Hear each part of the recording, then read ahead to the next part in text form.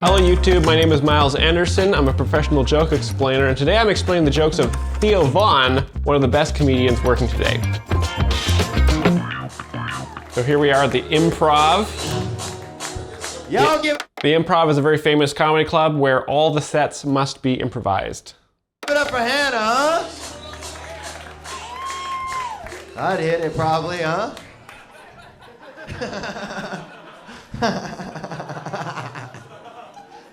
All right, so he's already laughing. He's already having a funny time.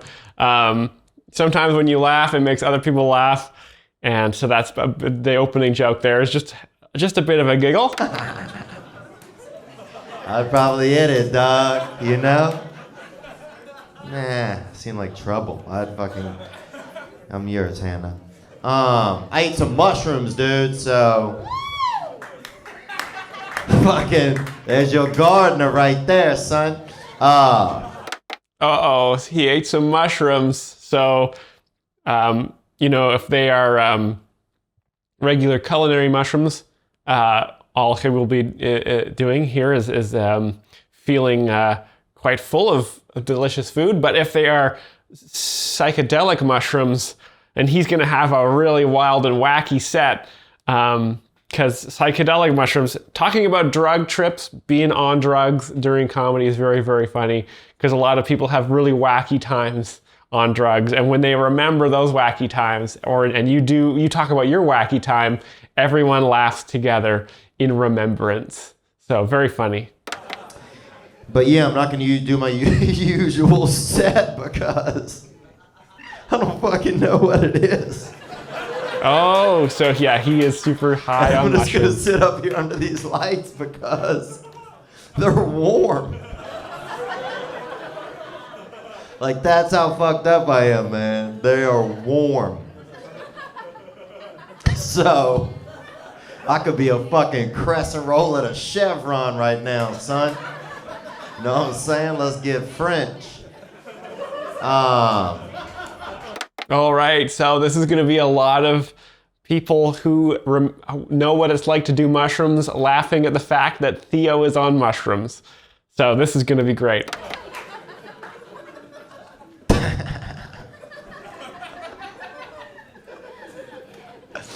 Yeah, man.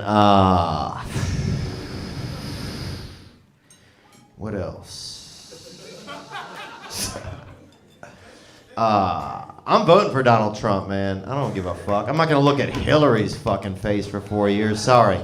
She just looks like a liar to me. I just look at her face and she looks like a liar. At least I would like her to say, I'm lying. At least Trump is like, I'm fucking lying. You're like, oh, good. All right, cool, man. I'll follow this fucking blatant liar rather than somebody playing lie and go seek, man. You know?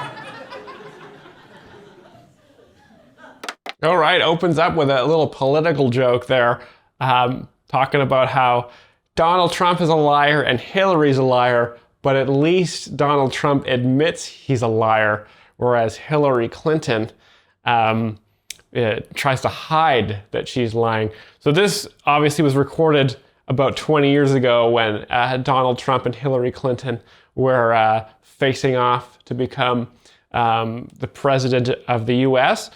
And Theo on mushrooms decides, I'm going to vote for Donald Trump. So very funny, and let's see where he goes with this. And I'm in the 1%, man. I make great money. I already feel bad driving past poor people. I don't want to feel twice as bad in 8 years, you know? Because it's only going to get fucking better for me. To be honest. And I feel like at least with Trump, maybe we go to war, dog. Bring it on, son. Y'all like Game of Thrones, bruh. But you know what I'm saying? You like it in the sheets. What about in the streets, dog? You know what I'm saying? When your neighbor's getting all Lannister, let's see what's really up. See who the fuck you are in your fucking townhouse. Not making a lot of sense here, but I'm for Trump, dude. I like video games. He's on mushrooms, so.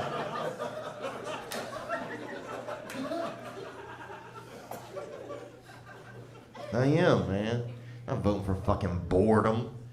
8 years of just living my comfortable fucking life. owning property and fucking just eating whatever I want. No, man. I'm sick of that, honestly. I'm ready to get fucking gunned up, son. Ready for a couple of fucking brothers to move in. You know what I'm saying? Let's turn up. Let's let Nairobi in, dog. Yeah. I'm ready to get hit by an arrow while I'm drinking coffee.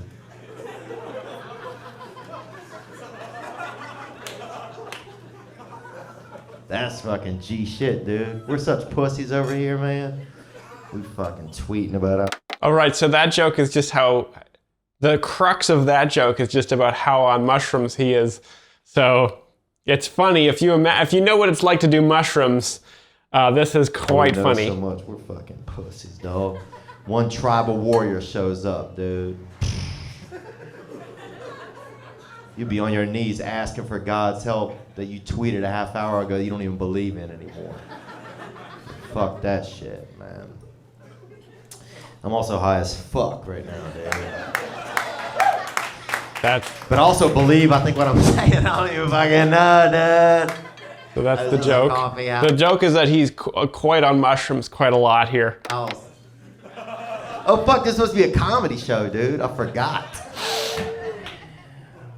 So this is just doing a comedy on drugs or super drunk is a really great way of letting the crowd know that you're a super important person.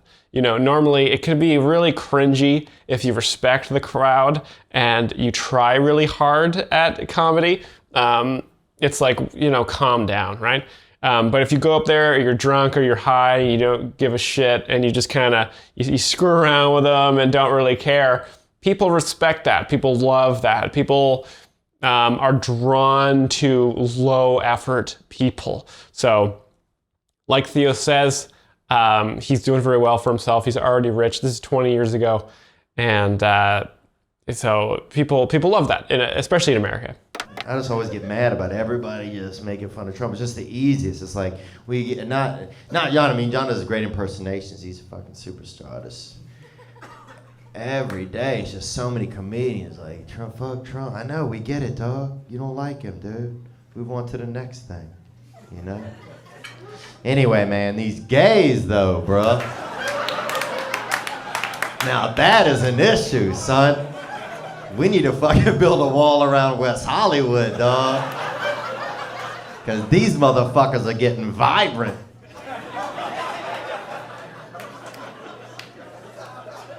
So he's got a very funny kind of casual affectation. He does, you know, kind of doing a bit of a Tom Segura voice there. Very, very relatable. Sometimes, you know, it's not so much about the jokes comedians tell, it's about how relatable they are. If you see someone you want to hang out with or that you like, you just laugh, even if it's not objectively hilarious. Sometimes someone is so relatable, you just have to giggle because you just love them so much. And that, I think, is a lot of what Theo Von does here. Gay dudes, they want you to accept everybody unless you're fucking straight, dude. They look at you like you're just an asshole, man. They do, man. Jesus, bro. They're so unaccepting, I feel like. Gay dudes are unaccepting as fuck, man. This dude, I did this shitty project the other day with this dude, and he's trying to fuck me on text message, man. I'm like, dude, this shit is... You pay me $12.50 for a date, I ain't fucking at that rate, you know what I'm saying? Like, I'm doing butt kegels, but that's for a movie, son.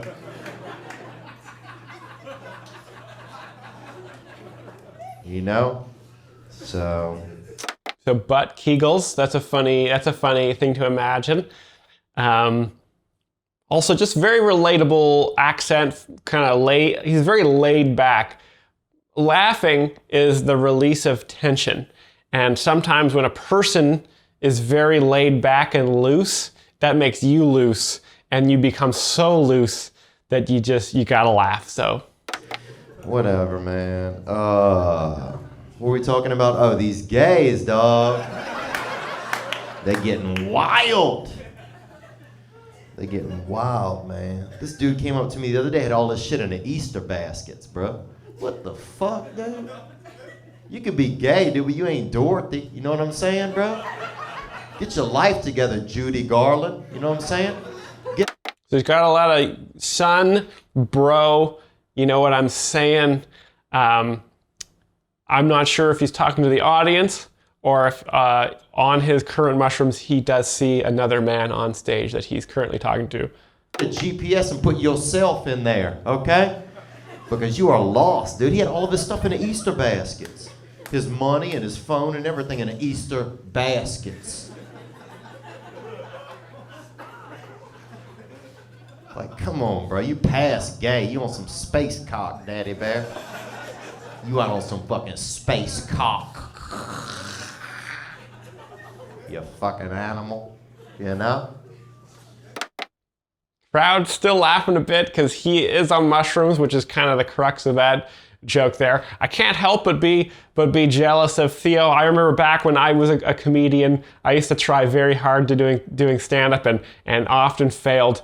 And I tried to be laid back, but people would often describe me as seeming like I had a lot of corpses hidden in bags across North America that I was trying to hide from people, which is not true. I just cannot force myself to be a chill person. So when I see someone like Theo going on stage, just on mushrooms, sitting on the stool, spouting nonsense, and the crowd is still giggling and laughing, I can't help but be jealous of what a craftsman he is.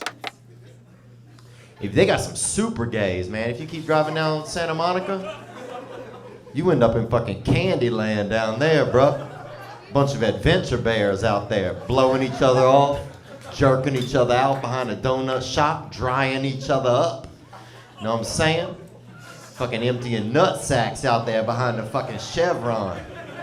Describing homosexual activity, which is very funny. We've established this on the channel. Being gay is hilarious. It just is such an absurd thing to do. And so Theo describing this activity is just very funny. You know what I'm talking about. Fucking laugh or don't laugh. Don't laugh with a fucking hand in your mouth, son. Let your fucking voice out. Okay, so when he says son, he is referring to the wider audience. He was like this.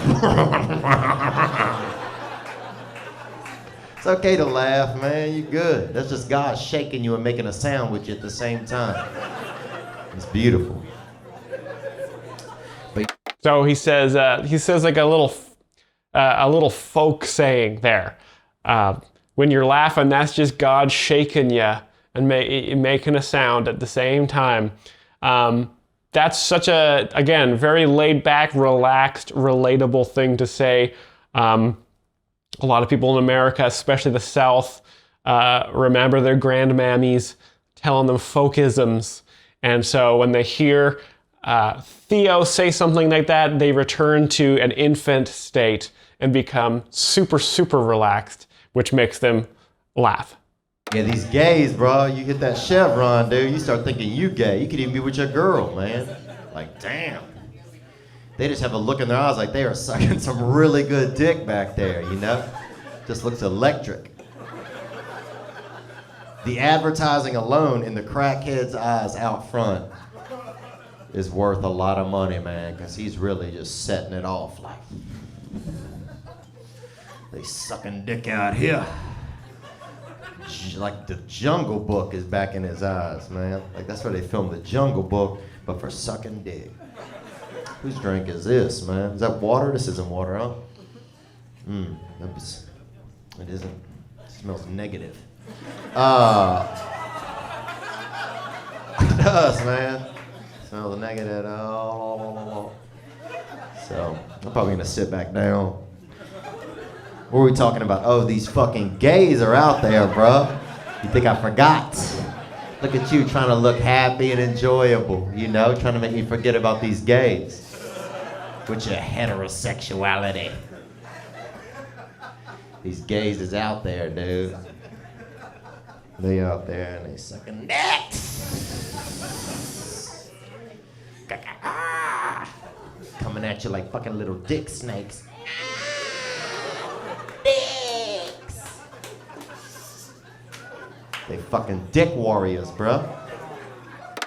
So this is the difference between comedy and music, for sure. If this was a documentary about the rise and fall of a famous musician, this would be sort of at the fall stage, where the musician comes out on stage totally under the influence of drugs or alcohol, and then this is kind of the rock bottom for them. But in the comedy world, this is actually part of the rise stage. So it's kind of opposite. This hair won't grow in very well. They dick warriors, man. They are. What were we talking about? Let me get back to this shit, dude. Are y'all keeping secrets, dude? You know them?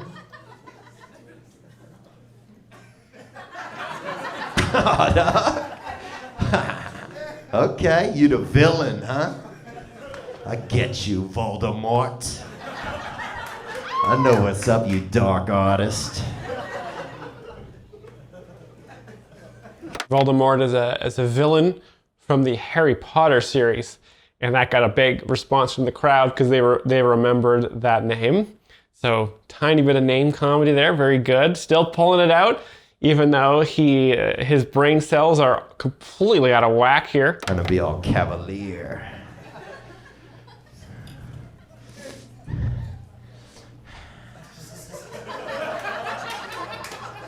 So, what else, man? Oh, my brother tried to fuck me when we were younger, bro. When we was children. He did, son. You thought I forgot about that shit, dude? Nah. Unforgettable. If I can remember that shit, my brother tried to fuck me when we was younger. We wasn't gays or nothing, we was children. And we was. He was 7, I was 5, and he just got early onset erections, I guess. And I guess he knew he could he was like a problem solver, and he would just try to hide them in my ass a little, you know? He did, bro. But we wasn't gays, we was just children. And he grew up. He got 3 kids now, man. He's a youth pastor, he's a great man, he's extremely successful. But he got early onset erections, he got hard in the front real early. And he would try to fuck me a little bit for about 1.5 years at our house. So, but remember this is how I would stop him. So for my 4th birthday, I got a bag of Jingle Bells, you know. And I got them engraved with my initials on every one of them, you know. It was a real special thing. And I would just shake the bag when I would get happy, you know. And at night, though, like I would get under the sheets, you know, and to make sure he wasn't trying to, you know, get my ass a little. Because we shared a room. I didn't tell you that. I didn't tell you a crucial fact, dude. Crucial fucking fact, bro. Investigators, y'all looking at him like you want information. We shared a room. I fucking forgot. I just remembered I was a Pisces for some reason. I did. What a high guy thing to say. Oh man. So he's talking about his brother trying to penetrate him when he was younger, and throughout the story, the audience is laughing a lot at, first of all, the gayness of that situation, but second of all, the fact that Theo is just super, super high this whole time. So that's funny. I am, dude. You don't care. You don't care. So this is how I would keep him off me at night. I would hide under the covers, you know, and just, you know, and I would take the little bag of Jingle Bells and I would start at the bottom of my feet and I put one on each side of my bed sheet going up. You know, all the way up, you know, like a little alarm system, you know, all the way up to the top. And then I would just sprinkle a couple of JBs up here above my neck. And then if I heard a Christmas sound, that meant he was trying to do 6. And sometimes I would think I would hear one, but it was just a seasonal memory.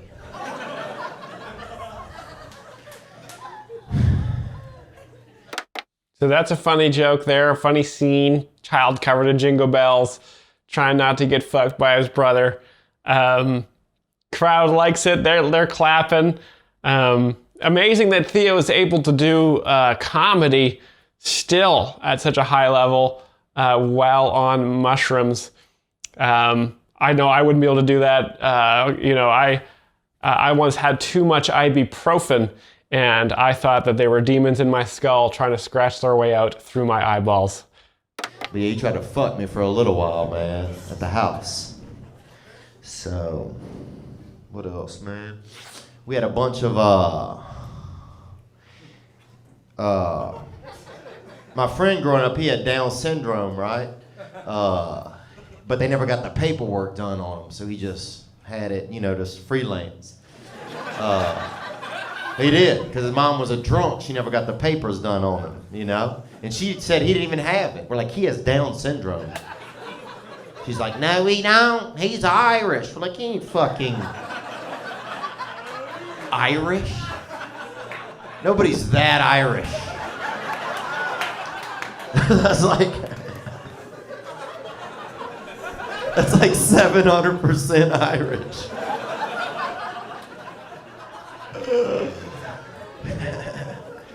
So that joke there is about how someone can't have so much Down syndrome that they become Irish. Irish is only 3% Down syndrome. He was, man. He was my buddy. He was a fucking asshole too, dude. I don't know if you know a lot of DS kids or not, man, but we used to fucking party together, man. He used to drink. He started drinking early, man. And this was after my brother tried to fuck me, when my brother got over that. And I started making friends outside of the house. Because I went through this whole battered spouse thing by the age of 9. But yeah, this kid named Derry, his name was Derry, named after the food group. He was named after the food group. He was, man, yogurt and all. And he had Down syndrome, bro. We still owe $1,100, man, for fucking up this Ramada, bro. We used to party in there in the lobby. Yeah, we used to just get drunk, and it was the only place that really had the lights on at night. So we'd just get in there and drink in the fucking lobby till they called the police on us. And we broke a bunch of plant pots in there. And Derry died. He actually drowned in Hurricane Katrina. He died, but, and I thought they wouldn't make us pay after that, I mean, come on, dude. But they still hit us up $1,100, man. So I'm trying to split it with his estate right now. It's kind of fucked up. But look, dude. Rest in peace, Derry. So there's just a little story. He's on drugs here. Sometimes he just says absurd stuff that isn't totally a joke, but in the context of being on mushrooms, it is very funny. You got to pay the piper at the end, son. I don't care if you coming up light or not. If you coming up light, you got to pay the piper, man. Oh.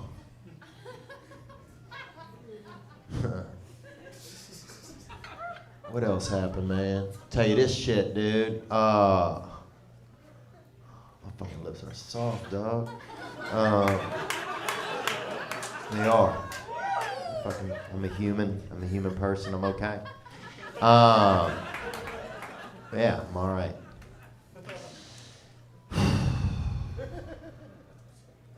He's just trying to talk himself through the mushroom trip here. I gotta say, really brave of Theo to continue to do his time here at the Improv, even though he is clearly having hallucinations here. He did mention earlier that he's doing good. He's got a lot of money. There's probably no reason for him to get up here and do this, but he's a grinder. He goes to every show. He does every show at the expense of himself and anybody watching. But audience here is loving it, so it's a good thing he did. tell you what else, dude. So, they used to call me the nigga bus when I was younger, bro. And I know this is kind of a crazy story, but here's what happened. Hear me out. That was a weird place to start the story. I used to ride my bike through the black neighborhood to get to school. My black friend would get on top. He would sit on the handlebars. He was like 11 feet tall. And then after a while, when I would come to the neighborhood, he started calling me the nigga bus, and then everybody would yell, "Here comes the nigga bus," and everybody would get on, and I would bike everybody to school. Like as many darker kids as you could imagine, you know? 3 was the most I could really get there, and 1 on somebody's back, so 4. But yeah, I had fucking huge quads, beautiful legs as a child. But and I'd show up with all the kids that missed the regular bus, you know? Here it comes. So Theo Von here painting an idyllic, sort of Tom Sawyer-esque childhood in the South of America. Sun-dappled trees, hot, humid summers, lots of friends, jingle bells. It's a very loose and fun scenes from his childhood here. So sometimes it's just so laid back, you just gotta laugh. And then I used to go over to my friend's house. He was darker than me. And I used to bathe with him and his sisters in this big tub, like this big kind of wash thing in their front yard. And this older man would come over and tickle me. He would, dude. And he'd say, "One of y'all's different." That's what he would say. So, yeah. I don't know, I'm sharing that with you guys, man, but I'm fucked up, you know? And I don't care, man. They tickle me. They applaud that he's on mushrooms. This is a lot of audiences are tired of the same old comedians just going through the pre-structured acts. They are refreshed seeing a guy come out and just telling the truth, being honest, super loose, laid back, speaking from the heart, funny stuff. And he made me feel different, I guess. You know, he made me feel white. And it just felt bad, I guess. You know? What else, dude? This pedophile took us to this pedophile took us to the Marilyn Manson concert once. Did you like me? Okay, fuck. Yeah,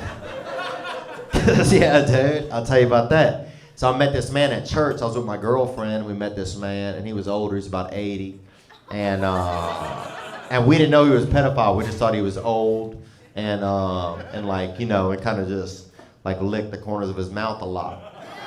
And he and this is what happened. My girlfriend's mother said, "Well, why don't y'all go over there on Sunday and watch the football games with him, because he probably lonesome." So we went over there and we watched the football games with him, and then then he started substitute teaching at the school, right? In hindsight, I'm like, who the fuck lets an 80-year-old man teach somebody something? I mean, he's probably insightful, but you know what I'm saying? This motherfucker can't run a microwave, you know? What a funny blast from the past that is, because now 80-year-olds run the United States. So, and then he's like, "Oh, we'll come over in the weekend and watch the game again." So I went over to this place to watch the game. And did you just turn a bunch of lamps on in here? Like these little lanterns, or were they already on? Okay, good. It's all right. Swear to God, dude. Applause for being on mushrooms. Again, a lot of this set is just very amusing because he is on drugs. Just saw them all going at once. I was like, fuck, it's Halloween. It's Halloween. And so then what happened was I started going over there with my buddies on Sunday. Me and my buddies would go over there and smoke some weed with this older gentleman. And And then he took us to the Marilyn Manson concert one time. He goes, I know Marilyn Manson. We're like, no fucking way, dude. Like, you're about to die. And he's like, I know Marilyn Manson. And so he took us there. And I remember me and my buddy was probably 13, 14, in the bathroom peeing. And some man goes, look at these kids. And then some other man in the bathroom goes, somebody will probably try to fuck them. That's what somebody said. Which is pretty dark, I feel like, to say to children. But anyway, let me tell you about how we knew the man was a pedophile. So, like a year later, we ended up smoking weed and doing he took one of my buddies to Vegas, actually. I fucking do feel a little bit bad for that kid. But he was he was older than us, and he seemed like smart. He seemed smarter, but who the fuck knows? Anyway, that's getting a little dark. But what had happened was, so this man, we're eating steaks at his house one time, right? Me and my buddy. And I'm in the kitchen. I was looking for some sour cream, I think it was. And I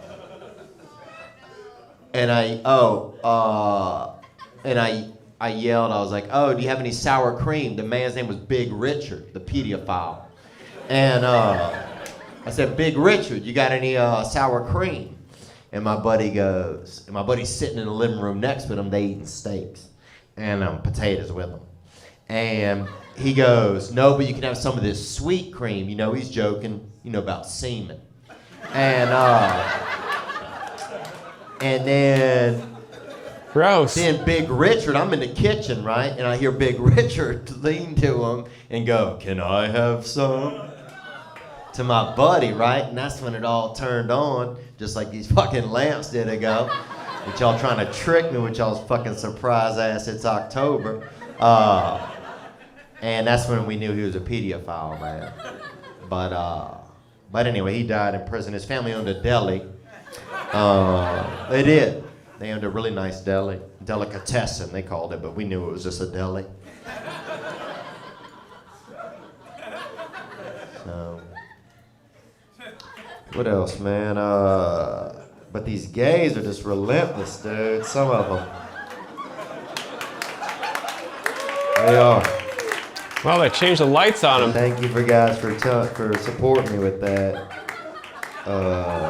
I just can't keep some of these sisters off my back. Did you just turn the fucking lights off? Now you did. Fuck you. Wow.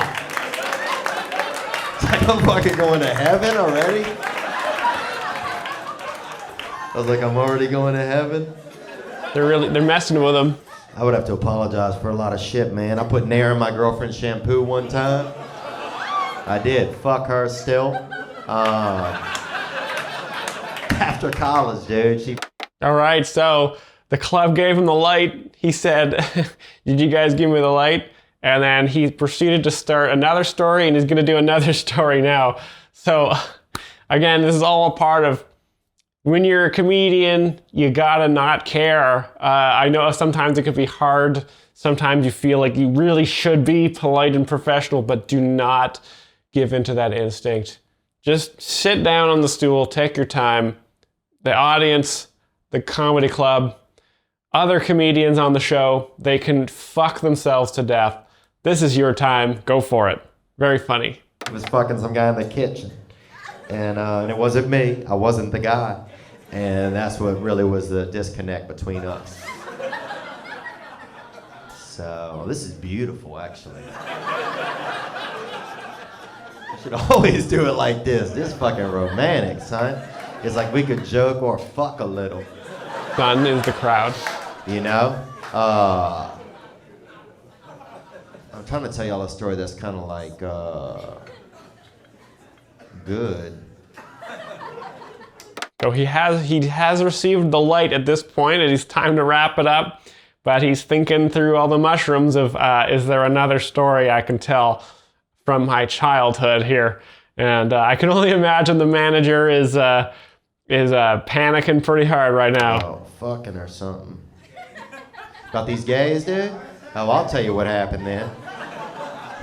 Oh, the man with the fucking Easter baskets, right? So he come up to me and he got all of his specialties in an Easter basket. You know, his phone and credit cards and just pictures of his grandmother.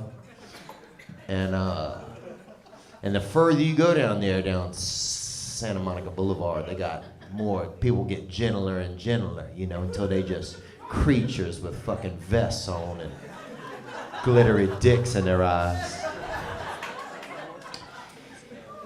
And like, sometime you'll see the gayest dude ever. He don't even look like a man anymore. He look like a premature baby. Somebody just stretched real tall, put a little tank top on him. And it looks like he just got he got on shorts and he got on Daisy Dukes, but more Daisy than Duke. We're back to the And he gays got now. bright Right? white legs, like Boo Radley white, just like tall stacks of fucking Philadelphia cream cheese holding him up. And he don't even look like a man. He just looks like he looked like he don't even have a spine in his body. Like in the morning, he was just down like this in a little pile, and then he just caught a whiff of dick in the distance, and it's just been holding him up all day long. And I'm like, this dude, it's too hectic, man. It's too early for this. It was like 8 a.m. All right, so we're back to this this is a callback to the beginning of the set where he was describing how gay people are, and this is a little bit about what gay people look like. So two very, very funny subjects, and the crowd loves it, and that's most of the joke there is just the building up that description, which is very, very funny, because it's different than straight people.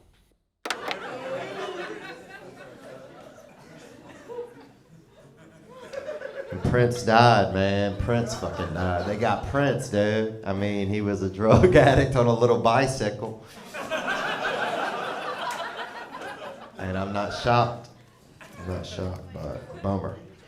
Oh, man. Well, he's taking a seat again. Again, just to remind you guys, he did receive the light. He did receive instructions from the club to wrap it up about 11 minutes ago. So I don't know if Theo's career is going to go anywhere after this show. Fucking. I feel like these. I don't know, man. It does. That was a little tiny joke by me. It does. He becomes enormous, and he has one of the biggest podcasts in America now. So again, don't ever, respect a venue. And I asked this girl out, but she never texted me back. So what does it mean, though? Whatever. I'm probably gonna throw my phone away whenever I get out of here. You know, I'm just into creature comforts anyway. We used to sell tattooed hamsters and guinea pigs outside of raves when I was younger. We did. And I'll admit that. I swear to God we did. And they weren't even tattoos we said they were branded. They were. And I didn't brand them, but I smiled when we got the batch of them.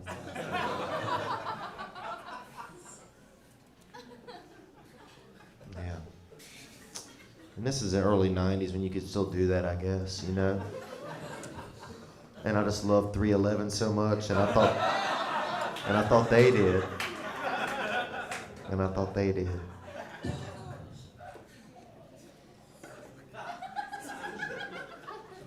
Yeah, and we used to sell them outside of raves, and because people was on ecstasy pills. Did you just hear 311? Okay, I think I've had enough. I think I have, man. I'm Theo Von. Thank you guys so much. All right, that's it. I have That's a special on the closer. Netflix. It's called No Offense. I gotta go to the Comedy Store. Well, who knows what's gonna happen? Hopefully some pussy. Oh, and then he's going to do another set after this. So just the work ethic of this man is incredible. Totally messed up on drugs, still doing the rounds, still people loving what he's doing, loving what he's talking about. Absolutely irresistible Southern charm and accent. There's just a lot of the set was, again, the humor that he's on mushrooms, and then probably revealing too much about his childhood, which is, what a person on hallucinogenics would do, which is super funny, and the crowd loves it and laughs a lot. Just so inspiring. I love this guy. I love his podcast. He got a huge podcast now. I think he gets 200 million downloads a day where people go just to listen to him talk. He's got a very folksy, laid-back attitude. As soon as he starts talking, you know, you imagine riverboats and gators and gumbo and Southern hospitality and waffle houses and everything good that you love about the Southern United States. It's just like a warm bath, and you're just so loose that you have to laugh. A lot of the humor isn't in the words, it's in the vibes. If you guys think I should do a Jokes Explained on mushrooms, let me know in the comments. If you think I'm on mushrooms right now and during all Jokes Explained episodes, you guys should let me know in the comments below. Thanks so much for watching, guys. Check out more of our videos on this YouTube channel. As well, we'll have more here very soon in the future. We also have a Discord and a Patreon you should check out as well. See you very soon in the next one.